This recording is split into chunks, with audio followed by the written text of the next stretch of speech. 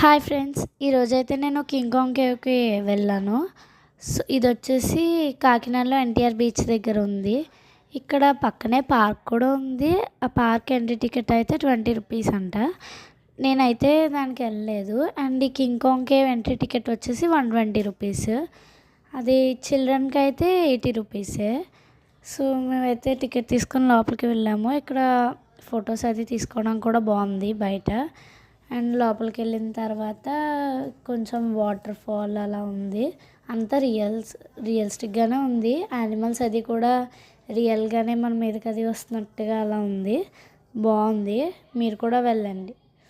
And ఇంకా నేను చాలా వీడియోస్ తీసాను, అవన్నీ నెక్స్ట్ షార్ట్లో పెడతాను. Thank you. Subscribe my channel.